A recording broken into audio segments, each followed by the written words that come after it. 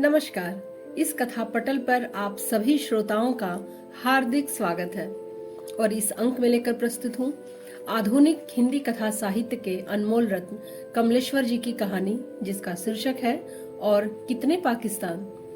इस कहानी पर आगे चलकर कमलेश्वर जी ने एक उपन्यास की रचना भी की। उस उपन्यास को साहित्य अकादमी सम्मान से भी सम्मानित किया गया। तो आइए चले सुने ये कहानी। कितना लंबा सफर है और यह भी समझ में नहीं आता कि यह पाकिस्तान बार बार आड़े क्यों आता रहा है। सलीमा, मैंने कुछ बिगाड़ा नहीं तेरा, तब तूने क्यों अपने को बिगाड़ लिया? तू हंसती है, पर मैं जानता हूं तेरी इस हंसी में जहर बुझे तीर है। ये मेहंदी के फूल नहीं है सलीमा, जो सिर्फ हवा के साथ महकते हैं। हवा?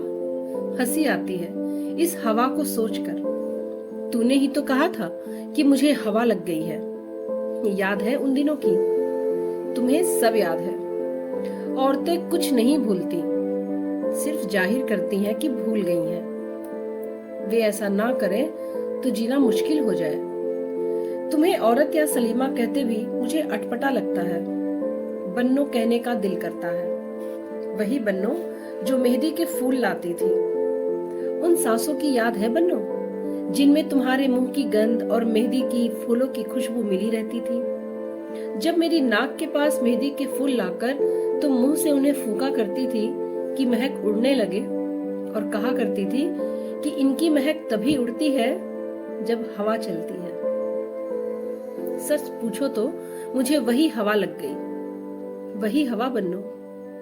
पर अब तुम्हें बन्नो कहते मन झिझकता है। पता नहीं खुद तुम्हें यह नाम बर्दाश्त होगा या नहीं। और अब इस नाम में रखा भी क्या है। मेरा मन हुआ था कि उस रात मैं सीढ़ियों से फिर ऊपर चढ़ जाऊं और तुमसे कुछ पूछूं, कुछ याद दिलाऊं। पर ऐसा क्या था जो तुम्हें याद नहीं होगा? उफ, मालूम नहीं कितने पाकिस्तान बन गए। एक पाकिस्तान बनने के साथ साथ कहां कहां कैसे कैसे सब बातें उलझ कर रह गईं। सुलझा तो कुछ भी नहीं। वह रात भी वैसी ही थी। पता नहीं पिछवाड़े का पीपल बोला था या बदरू मियां। कादिर मियां, बन गया साला पाकिस्तान। भयन, बन गया पूरा पाकिस्तान। कितनी डरावनी थी वह चांदनी रात। नीचे आंगन में तुम ही पड़ी थी बन्नो। चांदनी में दूध नहाई और पिछवाड़े पीपल खड़खड़ा रहा था, और बदरू मियां की आवाज जैसे पाताल से आ रही थी। कादिर मियां, बन गया साला पाकिस्तान। इस लंबे सफर के 3 पड़ाव हैं। पहला, जब मुझे बन्नो मेहंदी के फूलों की हवा लग गई थी। दूसरा, जब इस चांदनी रात में मैंने पहली बार बन्नो को देखा था। और तीसरा तब जब उस कमरे की चौखट पर बन्नो हाथ रखे खड़ी थी और पूछ रही थी, और है कोई? हाँ, था कोई और भी।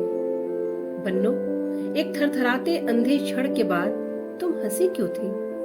मैंने क्या बिगाड़ा था तेरा? तू किससे बदला ले रही थी? मुझसे, मुनीर से, या पाकिस्तान से, या किसे जलील कर रही थी?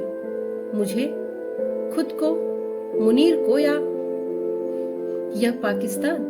यह पाकिस्तान हमारे बीच बार बार आ जाता है। या हमारे या तुम्हारे लिए कोई मुल्क नहीं है, एक दुखद सच्चाई का नाम है। वह चीज या वजह जो हमें ज्यादा दूर करती है, जो हमारी बातों के बीच एक सन्नाटे की तरह आ जाती है, जो तुम्हारे घर वालों, रिश्तेदारों या धर्म वालों के प्रति दूसरों के एहसास की गहराई को उथला कर देती है। तब उन दूसरों को उनके दुख उतने बड़े नहीं लगते जितने वे होते हैं। उनकी खुशी उतनी खुशी नहीं लगती जितनी वह होती है। कहीं कुछ कम हो जाता है। एहसास की कुछ ऐसी ही आ गई कमी का नाम पाकिस्तान है। यानी मेहंदी के फूल हो पर हवा न चले, या कोई फूंक मारकर उनमें गंध न पैदा करे। जैसे कि फूल हो, रंग ना हो, रंग हो, गंध ना हो, गंध हो, हवा ना हो। यानी एहसास की रुकी हुई हवा ही पाकिस्तान हो। सुनो, अगर ऐसा ना होता तो मुझे चुनार छोड़कर दरवेश क्यों बनना पड़ता? वही चुनार जहां मेहंदी फूलती थी, मिशन स्कूल के अहाते के पास, जहां से हम गंगा घाट के पीपल तले आते थे और राजा भरथरी के किले की टूटी दीवार पर बैठकर इमलियां खाया करते थे। वह शाम मुझे अच्छी तरह याद है, जब कंपाउंडर जामिन अली ने आकर मेरे दादा से कहा था, और तो कुछ नहीं है पर लोग मानेंगे नहीं, मंगल बेटे को कुछ दिन के लिए कहीं बाहर भेज दीजिए। यहाँ रहेगा तो बन्नों वाली बात बार बार उखड़ेगी, शादी तो नहीं हो पाएगी, दंगा हो जाएगा। और कोई सोच नहीं सकता था कि सुनकर मुझ पर क्या बीती थी। चुनार छोड़ दूं? फिर छूट ही गया। कैसी होती थी चुनार की रातें? गंगा का पानी, काशी जाती नावें, भरथरी के किले की सूनी दीवारें, गंगा किनारे चुंगी की वह कोठरी जिसके छप्पर के नीचे बैठकर मैं बन्नों के आने जाने का अंदाज लगाया करता था। पानी की धार में फटी जमीन वाली वह नालियां जिनसे बन्नों बार बार गंगा किनारे आने की कोशिश करती थी और आ नहीं पाती थी। इंतजार। हमें तो यह भी पता नहीं चला था कि हम कब बड़े मान लिए गए थे। क्या हमारा सहज मिलना जुलना एकाएक बड़ी बड़ी बातों का कारण बन गया था?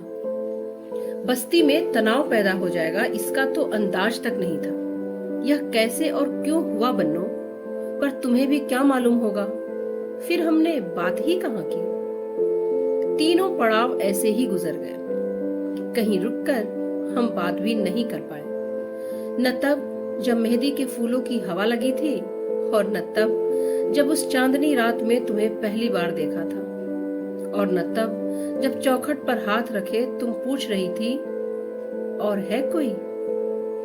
मेहंदी के फूल, चुनार, मेरा घर, तुम्हारा घर, मेरे घर से गुजरती थी ईंटों वाली गली जो शहर बाजार को जाती थी, जो गंगा के किनारे किनारे चलकर भरथरी महाराज के किले के बड़े फाटक तक पहुंचाती थी। जहां से सड़क किले की ओर मुड़ती थी, वहीं थी चुंगी। गंगा घाट पर लगने वाली नावों से उतरे सामान पर महसूल लगता था। मछली, केकड़े, कछुए आते थे। मौसम में उस पार से आम भी आते थे। चुंगी वाले मुंशी जी दिन भर राम नाम जपते और महसूल के बदले में जींस लेते रहते थे।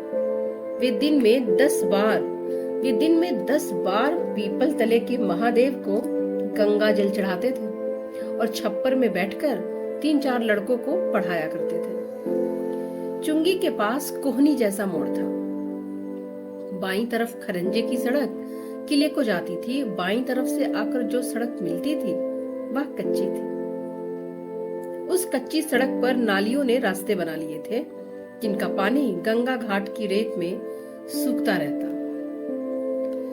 इस कच्ची सड़क पर कई गलियां नालियों के साथ उतरती थीं। बहते पानी की कटी फटी नालियां, यही बन्नों की गलियां थीं। जहां बन्नों की गलियां खत्म होती थी, वहां से पथरीली सड़क मिशन स्कूल तक जाती थी, जहां अंग्रेजों की पुरानी कोठी थी।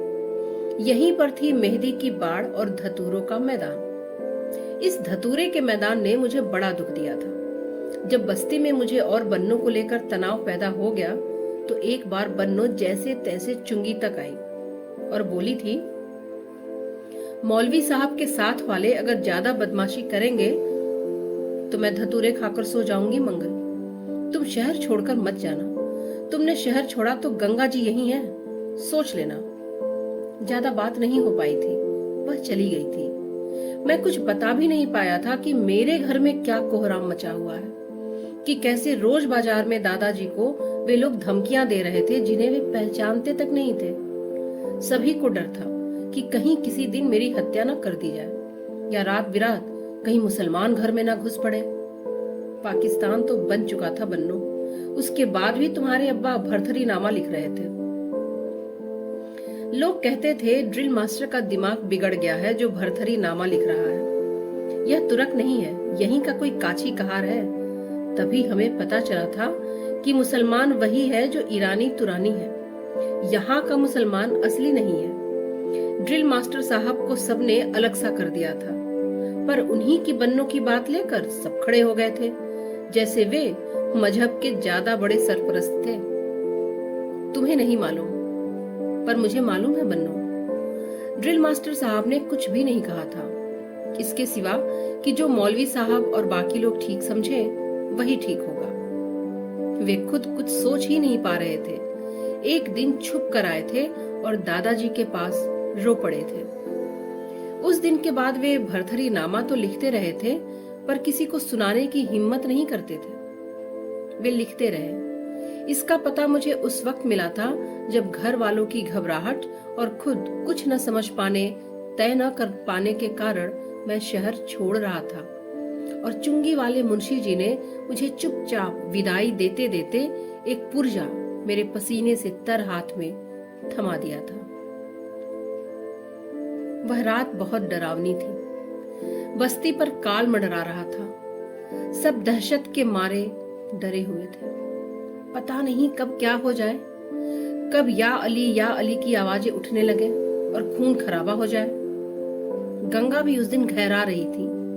तट का पीपल भी अशांत था, बहुत तेज हवा थी। कितना साए साए कर रहा था वह किला, और 5-7 हिंदुओं के साथ, हाँ कहना पड़ता है बन्नो, हिंदुओं के साथ दादा मुझे स्टेशन छोड़ने आ रहे थे ताकि मैं जीऊं जागूं कहीं भी परदेश में रहकर।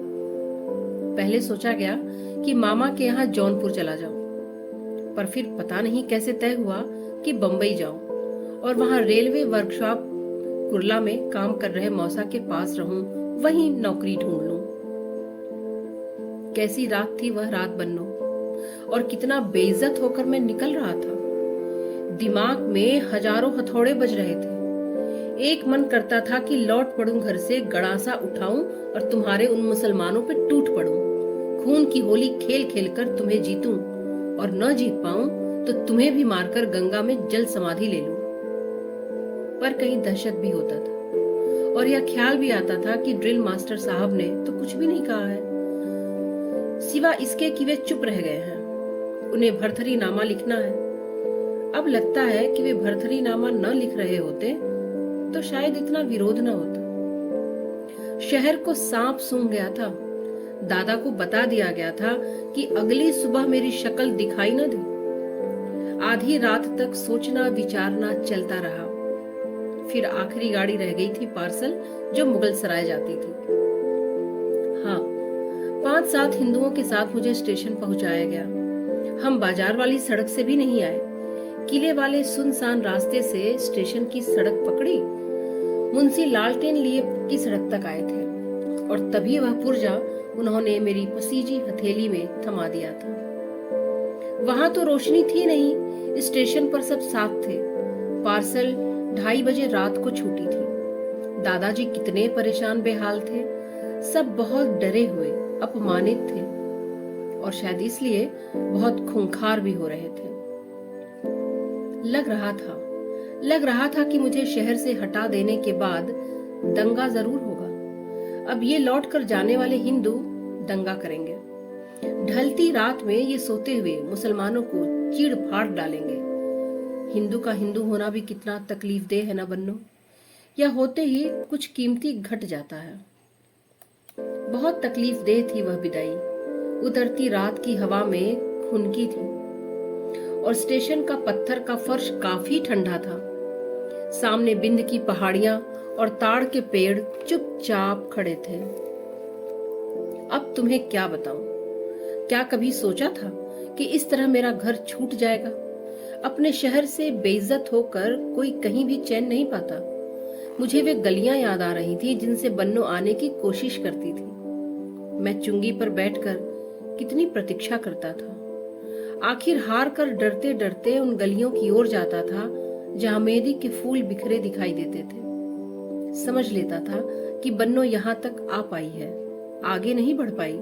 किसी ने देख लिया होगा, टोका होगा या रोका होगा। सच कहता हूं तुमसे, उसी दिन से एक पाकिस्तान मेरे सीने में शमशीर की तरह उतर गया था। लोगों के नाम बदल या अधूरे हो गए थे। बस्ती में हवा का बहना बंद हो गया था और लगा था कि बन्नो घिर गई है। शर्म, डर, गुस्सा, आंसू, खून, बदहवासी, पागलपन, प्यार, क्या क्या उबल धधक रहा था मेरे भीतर। सच कहूं तो यह सब होने के बाद अगर बन्नो मिल भी जाती तो कुछ नहीं होता। जो होना था हो चुका था। पार्सल गाड़ी में बैठकर वह पुर्जा पढ़ा था। तुम्हारे पास वही कहने को था जो मास्टर साहब के पास था। उसी पुर्जे से पता चला मास्टर साहब भरथरी नामा लिखते जा रहे हैं। हाँ, सौदाई ही कह लो। अतलस शाल दुशाले और नरगिस गुलेलाल सब कुछ तो था सचमुच। नीम, आंख, मेहंदी और धतूरे के फूल किस नरगिस से कम थे बन्नो। पर उस पाकिस्तान का हम क्या करते। गाड़ी चली आई और मैं चुपचाप दरवेश हो गया। फिर कभी घर लौटने का मोह नहीं हुआ। मैं जानता था कि मास्टर साहब की सांस भी चुनार में घुट रही होगी। बन्नो की सांसों का कुछ पता नहीं था। बस इतना भर लगता था कि उसने या तो गंगा में डूबकर जान दे दी होगी या वह होगी, कहीं होगी, किसी के साथ हंसती, रोती, कलपती, खुश होती होगी, प्यार करती होगी, मार खाती होगी, बीबी की तरह पूरी ईमानदारी से मन्नतें मानती होगी, मेहंदी रचाती होगी, सुखी होगी, पछताती होगी, सब भूल गई होगी। जो नहीं भूल पाई होगी वह रुका हुआ वक्त उसका पाकिस्तान बन गया होगा, उसे सताने के लिए। खैर बन्नो, जो हुआ सो हो गया। मैं मुगल सराय से इलाहाबाद आया और इलाहाबाद से बंबई। कुर्ला की रेलवे वर्कशॉप में मौसा ने कुछ काम दिला दिया। कुछ दिन वहीं गुजरे। फिर मैं पूना चला गया, अस्पताल की एक फैक्ट्री में जहां लकड़ी के हाथ पैर बनते हैं। मुझे मालूम था कि अब कोई भी चुनार नाम की जगह में जी नहीं पाएगा, न मेरा घर न तुम्हारा घर। पर यह पता नहीं था कि दादा इतनी दूर चले आएंगे और साथ में कई घरों को लेते आएंगे। सच पूछो तो चुनार में रह ही क्या गया था। जब पाकिस्तान बन जाता है तो आदमी आधा रह जाता है। फसलें तबाह हो जाती हैं, गलियां सिकुड़ जाती हैं, आसमान कटफट जाता है, बादल रीत जाते हैं और हवाएं नहीं चलती, वे कैद हो जाती हैं। दादा के खत से मालूम हुआ था कई बरस बाद कि कुछ घर जुलाहोए बढ़ई के साथ लेकर वे फसलों, गलियों, आसमान, बादल और हवा की तलाश में निकल पड़े थे और भिवंडी आ गए थे। यह नहीं मालूम था कि बन्नों का घर भी साथ आया था। ड्रिल मास्टर क्या करते आकर, यह मैंने भी सोचा था। दादा का आना तो ठीक था, वे सूती कपड़े का व्यापार करते थे। 8 घर मुसलमान जुलाहों, 2 घर हिंदू बढ़इयों को लेकर वे भिवंडी आ गए थे।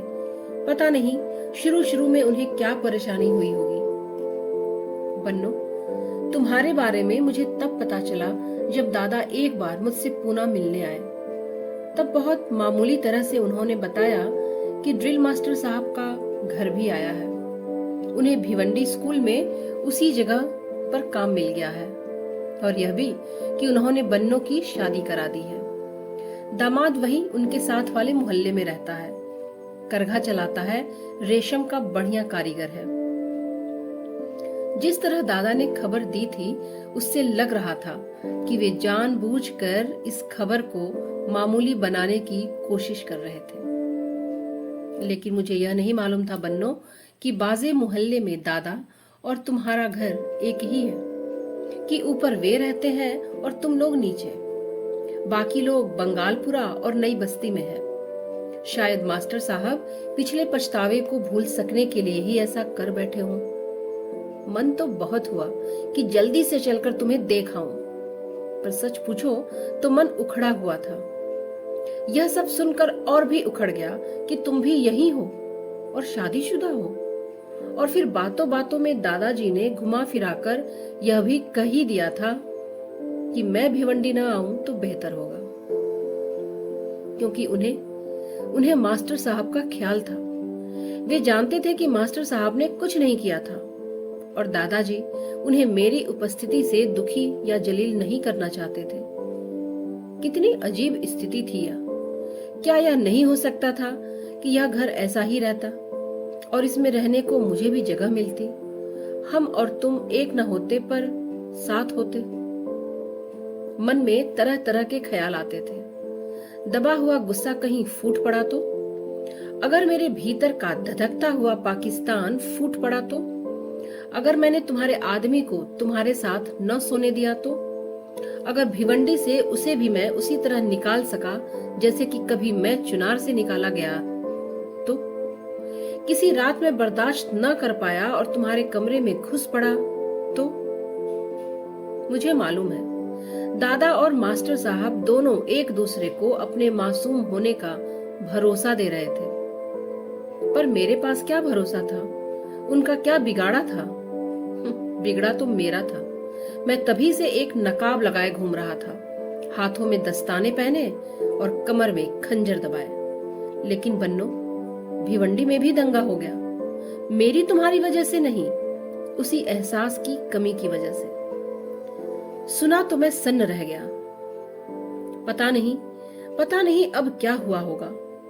5 बरस पहले तो मैं वजह हो सकता था, पर अब तो मैं वहां नहीं था, गया तक नहीं था, इसी वजह से कि तुम दिखाई दोगी और मैं दंगा शुरू कर दूंगा। पर तुम मुझे दिखाई दी तो इस हालत में। मैं जब भिवंडी पहुंचा तो दंगा खत्म हुए 10-12 दिन हो चुके थे। घुसते ही बस्ती में जगह जगह काले चकत्ते दिखाई पड़ते थे। कुछ घर, फिर एक काला मैदान, फिर मकानों घरों का एक सहमा हुआ झुंड, और उसके बाद एक काला मैदान। उड़ती हुई राख, आग और अंगारों की महक अब नहीं थी। राख की एक अलग महक होती है, बुझे हुए शोरे जैसी, बहुत तेज, जो नथुनों से होकर भीतर तक काटा करती है। सुनो, तुमने भी इस महक को जरूर महसूस किया होगा। ऐसा कौन है इस देश में जो राख की महक को न पहचानता हो? जब मैं एसटी स्टैंड पर उतरा, शाम हो रही थी। पुलिस गश्त से जो दहशत होती है वैसा कुछ नहीं था। वहां जहां पर सिनेमा के पोस्टर लगे हुए हैं, 2-3 पुलिस वाले बतियाते खड़े थे। बसें ज्यादातर खाली थी, चुपचाप खड़ी थी। बस अड्डे की टीन तले 4-5 पुलिस वाले और दिखाई दिए, खाना बदोशों की तरह छोटी सी गृहस्थी जमाए हुए। अगर उनकी बंदूकें गन्ने की ढेर की तरह एक जगह जमा न होती तो शायद यह भी नहीं मालूम पड़ता कि वे पुलिस वाले हैं। दोनों सड़कें खाली थी। डाक बंगले में जहां कलेक्टर डेरा डाले पड़े थे, कुछ एक लोग चल फिर रहे थे। दंगा ग्रस्त इलाकों से गुजरना कैसा लगता है, शायद इसका भी अंदाज तुम्हें हो, मुझे बहुत नहीं था। एक खास किस्म का सन्नाटा, वीरान रास्ते और साफ साफ दिखाई देने वाला खालीपन। कोई देख कर भी नहीं देखता है तो गौर से देखता है, पर बिना किसी इंसानी रिश्ते के। यह क्यों हो जाता है? एहसास इतना क्यों मर जाता है, या कि भरोसा इतना ज्यादा क्यों टूट जाता है? हिंदुओं ने यह क्या कर डाला था? क्या इतने सन्नाटे में कोई इंसान रह सकता है? इतने छोटे से कस्बे में मोहल्ले का पता पूछना भी दुश्वार हो गया। खैर, जैसे तैसे मोहल्ला मिला, घर भी मिला था, पर उसमें सन्नाटा छाया हुआ था। मुझे मालूम था बन्नो, ड्रिल मास्टर साहब, तुम्हारा शौहर मुनीर सब यही होंगे, मेरे घर वाले भी होंगे, पर ऊपर के खंड में अंधेरा था। चांदनी रात ना होती तो मैं घबरा ही जाता। सचमुच एक क्षण के लिए लगा कि अगर मैंने चुनार ना छोड़ दिया होता तो उसकी भी यही दशा हुई होती। फिर बन्नो, तुम्हारा ख्याल आया। कैसे तुम्हारे सामने पड़ूंगा। सारा खौलता हुआ खून ठंडा हो गया था। मैं जैसे चुनार की उन्हीं गलियों में वापस आ गया था, उसी उम्र के साथ। घर का दरवाजा खुला था। मैंने आहिस्ता से भीतर कदम रखा। एक आंगन सा था। आंगन के कोने में 2 एक घड़े रखे थे। उन्हीं के पास 2 सुरमई छायाएं थीं। ये छायाएं औरतों की थीं। वे दोनों औरतें वहां बैठी क्या कर रही थीं? मैं समझ नहीं पाया। सहम कर बाहर आ गया। बाहर खड़ा ही था कि ड्रिल मास्टर साहब दिखाई दिए। उन्होंने 1 मिनट बाद ही पहचान लिया, लेकिन उन्होंने आओ भगत नहीं की। वे सोच ही नहीं पाए कि मुझे किस तरह लें, किस बरस के किस दिन से कौन सी बात शुरू करें, किस रिश्ते से करें, कहां से करें। वे कुछ कहे इसके पहले ही मैंने उबार लिया, जैसे किसी अजनबी से मैंने पूछा हो। वैसे ही दादाजी के बारे में पूछ दिया। मास्टर साहब ने कहा, वो तो चुनार चले गए परसों। परसों? मैं और क्या कहता। वे बोले, हाँ, रुके नहीं, बहुत से लोग वापस चले गए हैं। और मैं उसी क्षण समझ गया कि सब बातों के बावजूद दादाजी शायद फिर भी चुनार लौट सकते थे, पर मास्टर साहब नहीं। मास्टर साहब के चुनार छोड़ने का सबब वह नहीं था जो दादाजी का या मेरा रहा होगा।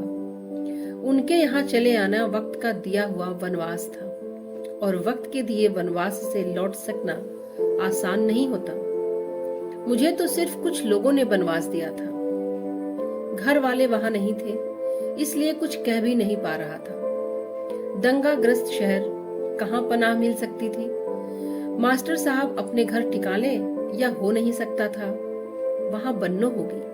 अजनबी की तरह वे मुझे वहीं छोड़कर घर में घुस जाए। उनकी आंख का पानी इतना भी नहीं मरा था। मैंने आगे पूछा, सब सामान वगैरह भी ले गए हैं? वे बोले, नहीं, ज्यादातर सामान तो यही है। ताला बंद कर गए हैं? हाँ, पर एक चाबी मेरे पास है। उन्होंने मुझे सकुचाते हुए सहारा दिया। मैं एक दिन रुकूंगा, वैसे भी कल शाम चले जाना है। मैंने ख्वामख्वाह कहा, क्योंकि कोई और चारा नहीं था। अजनबी बस्ती में रात पड़े मैं कहां जा सकता था। मुझे छोड़कर वे घर में घुस गया। 1 मिनट बाद वे एक मोमबत्ती और चाबी लेकर आए और बगल के जीने से ऊपर चढ़ा ले गए। ताला खोलकर मुझे पकड़ाते हुए बोले, खाना वाना खाया है? हाँ, मैंने कहा और भीतर चला गया। कुछ जरूरत हो तो बता देना, वे बोले और नीचे चले गए। भरथरी नामा का शायर काफी समझदार था। बन्नो, कितनी विचित्र थी वह रात। तुम्हें मालूम भी नहीं था कि ऊपर मैं ही हूं। मास्टर साहब ने बताया या नहीं बताया, क्या मालूम, कुछ भी कह दिया होगा। सुबह सुबह पुलिस नहीं आती तो तुम्हें जिंदगी भर पता नहीं चलता कि रात छत पर मंडराने वाली छाया कौन थी। चारों तरफ सन्नाटा सन्नाटा। रात चांदनी थी, हवा बंद थी। मैं सांस लेने या शायद बन्नों को देख सकने के लिए खुली छत पर खाट डालकर लेटा था। कुछ देर आहट लेता रहा, शायद कोई आहट तुम्हारी हो बन्नो। पर फिर मन डूब गया। चाहे जितनी गर्मी हो, पर औरत को तो आदमी के साथ ही लेटना पड़ता है। पिछवाड़े वाला पीपल चांदनी में नहाया हुआ था। मैंने खाट ऐसी जगह डाल ली थी जहां से आंगन में देख सकूं, पर जो कुछ देखा वह बहुत भयावह था। 2 खाटें आंगन में पड़ी थी। एक पर अम्मी थी, दूसरी पर बन्नो। बन्नो की खाट के पास लैंप जल रही थी। कितना अजीब लगा था बन्नो को लेटा हुआ देखकर। चांदनी झर रही थी और बन्नो अधमरी मछली की तरह आहिस्ता आहिस्ता विचल रही थी। अम्मी उठकर बैठ गई। ला मैं सूत दूं, कहते हुए उन्होंने बन्नो की भरी छातियों को सूतना शुरू कर दिया था। दूध की छोटी छोटी फुहारें बन्नो की छातियों से झर रही थी। वह हल्के हल्के कराहती और सिसकारती थी। दूध की टूटी टूटी फुहार जैसे इत्र के फव्वारे में कुछ अटक गया हो। फिर 10-20 बूंदें एकाएक झलमलाकर टपक पड़ती थी। 2-4 बूंदें उसके पेट की सलवटों में समाकर पारे की तरह चमकती थी। उसकी नाभि में भरा दूध बड़े मोती की तरह जगमगा रहा था। अम्मा उसकी छातियों का दूध अपनी ओढ़नी के कोने से सुखाती और 4-6 बार के बाद वहीं किनारे की नाली में कोना निचोड़ देती थी। मटमैली नाली में पनीले दूध का पतला सांप कुछ दूर सरक कर कहीं घुस जाता था। ओह बन्नो, यह मैंने क्या देखा। मैं दहशत के मारे सन्न रह गया था। सारा बदन पसीने से तर था। सिसकारियां और कराहटे और आसमान में लटकते 2 डबडबाए स्तन। कुछ दहशत, कुछ उलझन, कुछ बेहद गलत देख लेने का गहरा पछतावा। बहुत रात गए मैं छत पर टहलता रहा। जब नीचे शांति हो गई और मैंने देख लिया कि बन्नो धोती का पल्ला छाती पर डालकर लेट गई है, तब मैं भी लेट गया। यह कैसा दृश्य था? आंख लगी ही थी कि एकाएक पिछवाड़े खड़खड़ाहट हुई। कोई रो रहा था और नाक पोंछते हुए कह रहा था, कादिर मियां, बन गया साला पाकिस्तान, अब बन गया पूरा पाकिस्तान। और फिर रोना रुक गया था। कुछ देर बाद वही आवाज फिर आई थी, कादिर मियां, अब यहीं इहराम बांधेंगे और तलबिया कहेंगे, अपना हज तो हो गया, समझे कादिर मियां। अगर पिछवाड़े पीपल ना होता तो शायद पाताल से आती यह आवाज सुनकर मैं भाग जाता। पर अब तो खुली आंखों को तरह तरह के दृश्य दिखाई दे रहे थे।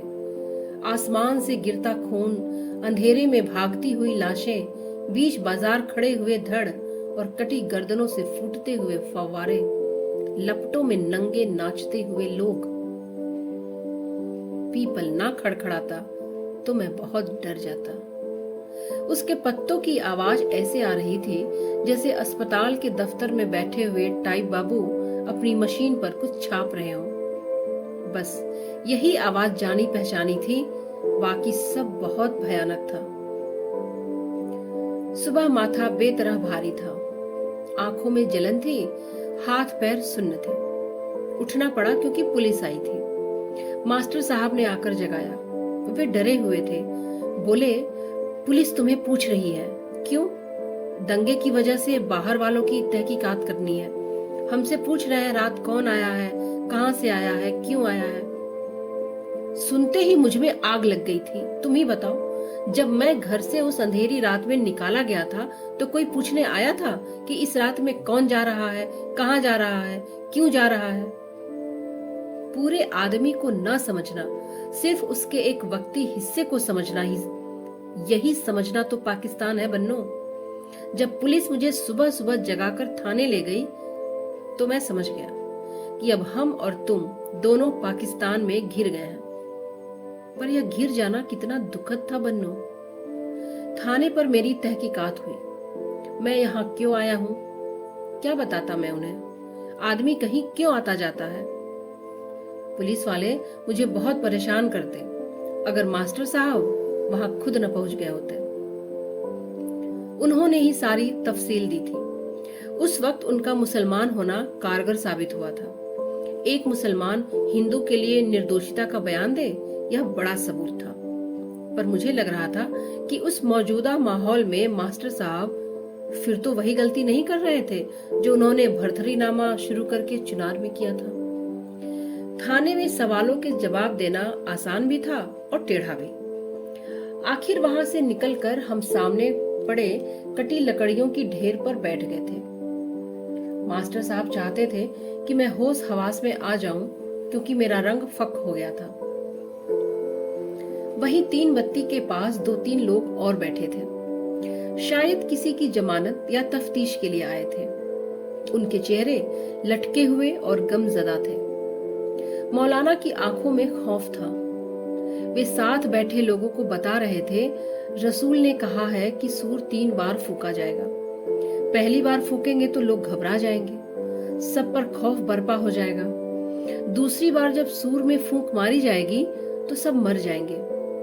तीसरी आवाज पर लोग जी उठेंगे और अपने रब के सामने पेश होने के लिए निकल आएंगे। यही होना है। सूर में अभी पहली बार फूंक मारी गई है। मैंने पूछा, भरथरीनामा लिख रहे हैं? हाँ।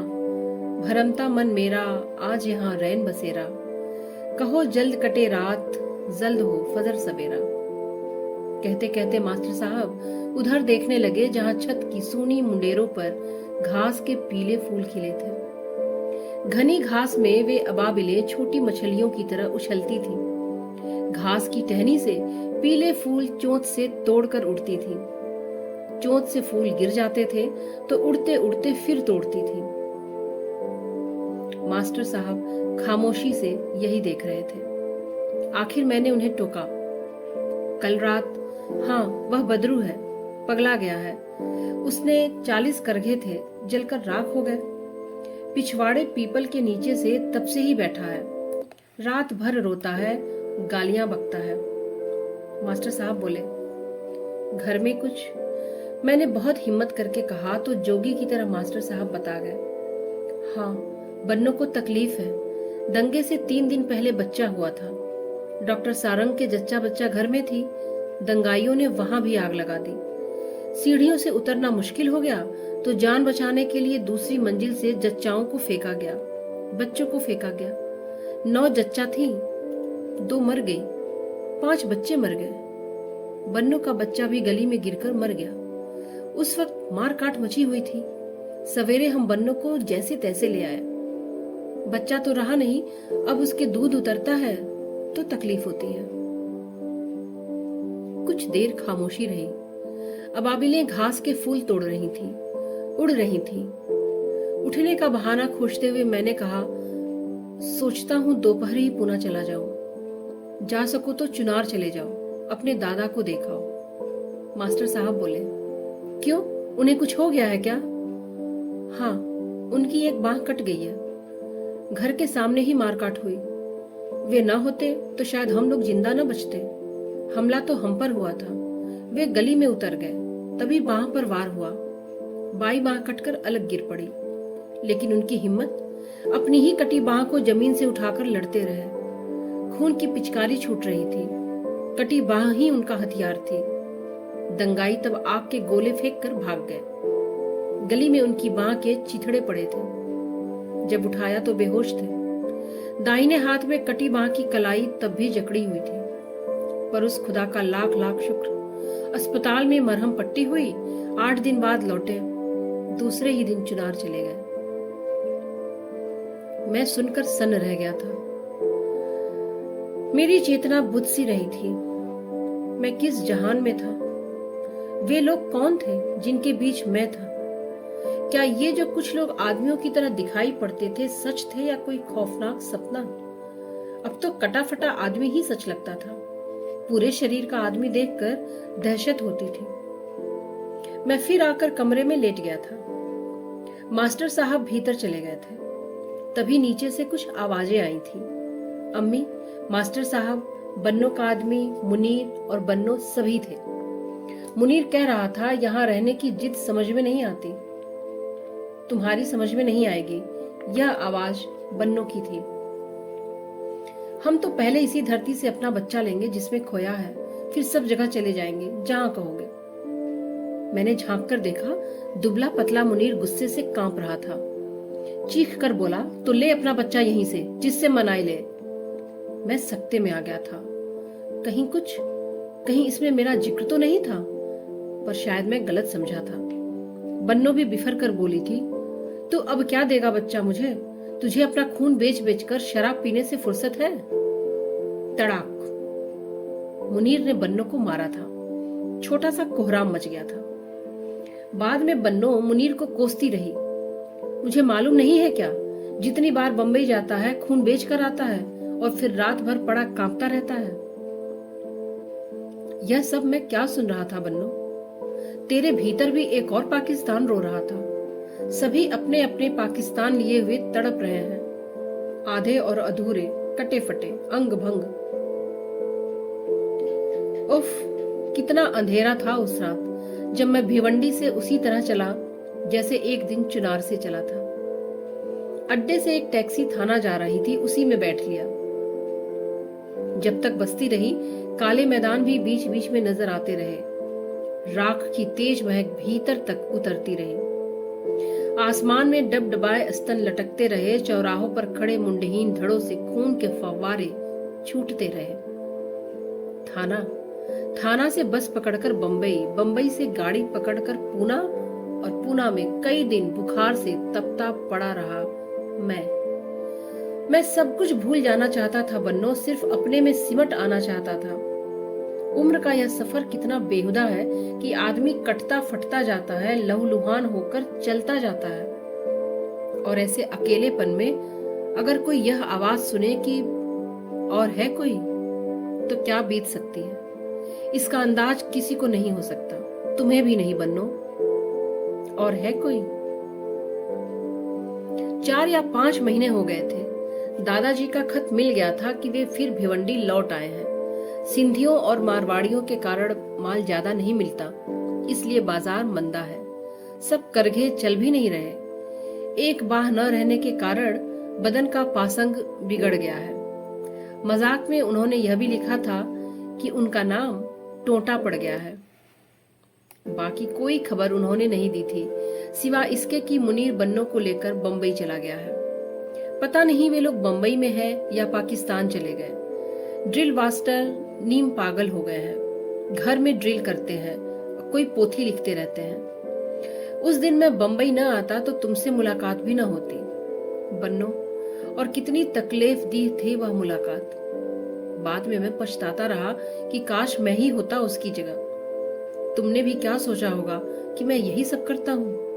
पर सच कहूं बन्नो, करता तो मैं भी रहा हूँ, पर तुम्हारे साथ नहीं। शायद तुम्हारे कारण करता रहा हूँ। पूना का दोस्त नहीं था वह, बंबई का था। उसका नाम केदार है। कुछ दिन पूना में साथ रहा था, तभी दोस्ती हुई थी। मैं भिवंडी जाने के लिए बंबई आया था। बंबई में उतरकर मन उखड़ गया था कि क्या करूंगा वहां जाकर।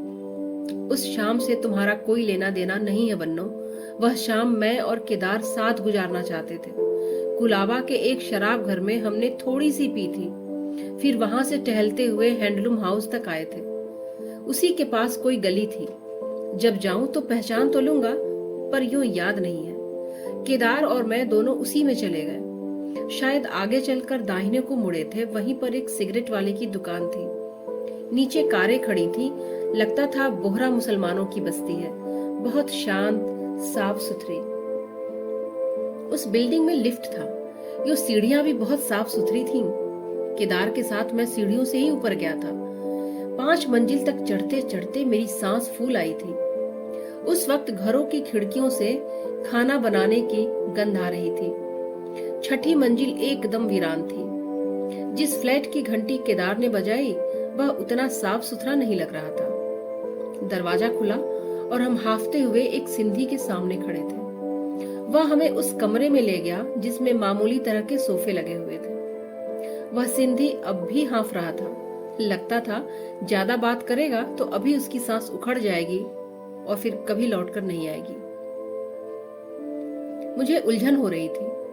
मैं खुली हवा में सांस लेने के लिए खिड़की के पास खड़ा हो गया था। दूर दूर तक गंदी छतें नजर आ रही थी, तरह तरह के आकारों की।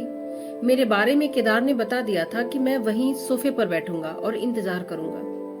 उस हाफते सिंधी ने कोका कोला की एक बोतल मंगवाकर मेरे लिए रख दी और केदार को लेकर अपनी मेज के पास चला गया। वहां वह केदार को एक गुंजला हुआ काला बुर्का दिखा रहा था। कह क्या रहा था वहां से सुनाई नहीं पड़ा। उसके बाद वे दोनों कहाँ गुम हो गए कुछ पता नहीं चला।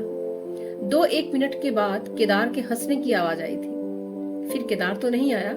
वह सिंधी उसी तरह हाफता हुआ आया और जोर जोर से सांस छोड़ता हुआ बोला, बियर। बाकी शब्द उसके हाफने से साफ हो रहे थे। पिएंगे, मंगवाऊं?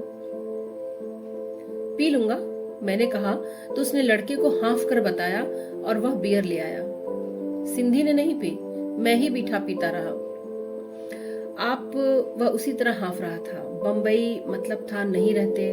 मैंने कहा नहीं, पूना रहता हूँ। वह फिर हाफा। घूमने? मैंने उसे बता दिया, काम से आया था। बिजनेस हाफना बदस्तूर था।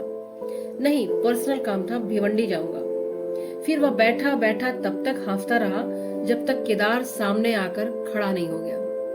उसे देखते ही सिंधी हड़बड़ाकर उठ खड़ा हुआ। मुझे भी उलझन हो रही थी। मैं गिलास खत्म करके फौरन केदार के पास आ गया। हम तीनों बीच वाले बड़े कमरे में आ गए थे।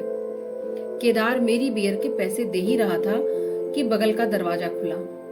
मैंने इतना ही देखा कि एक औरत के हाथ ने केदार को उसका कंघा और चाबियों का गुच्छा दिया और उस हाफते हुए सिंधी के साथ मुझे खड़ा देखकर पूछा, और है कोई?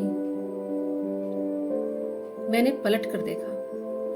दरवाजे की चौखट पर हाथ रखे पेटीकोट ब्लाउज पहने तुम खड़ी थी बन्नो और पूछ रही थी, और है कोई? हाँ, कोई और ही था। एक थरथराते अंधे क्षण के बाद तुमने भी पहचान लिया था। और तब कैसी टेढ़ी मुस्कुराहट आई थी तुम्हारे होठों पर, जहर बुझी मुस्कुराहट, या वह घोर तिरस्कार की मुस्कुराहट थी, कुछ भी नहीं मालूम। पता नहीं यह बदला तुम मुझसे ले रही थी, अपने से, मुनीर से, या पाकिस्तान से। मैं सीढ़ियां उतर आया था, आगे आगे मैं था, पीछे पीछे केदार। मन हुआ कि सीढ़ियां चढ़ जाऊं और तुमसे पूछूं, बन्नो, क्या यही होना था मेरा हश्र, यही होना था? अब कौन सा शहर है जिसे छोड़कर मैं भाग जाऊं? कहां कहां भागता रहूं, जहां पाकिस्तान न हो, जहां मैं पूरा होकर अपनी तमाम हसरतों और एहसासों को लेकर जी सकूं। बन्नो, हर जगह एक पाकिस्तान है जो मुझे तुम्हें आहत करता है, पीटता है, लगातार पीटता और जलील करता चला जा रहा है। दोस्तों, कमलेश्वर की यह कहानी विभाजन पर आधारित यथार्थवादी कहानियों में से एक है। यह कहानी 1969 में प्रकाशित हुई थी। आशा करती हूँ कि आपको यह कहानी चिंतन के लिए विवश करेगी। कमलेश्वर की दूसरी यथार्थवादी समकालीन कहानियों को पढ़ने के लिए इस चैनल को लाइक करें, शेयर करें और सब्सक्राइब करें। कहानी सुनने के लिए आपने अपना समय दिया, इसके लिए बहुत बहुत आभार। नमस्कार।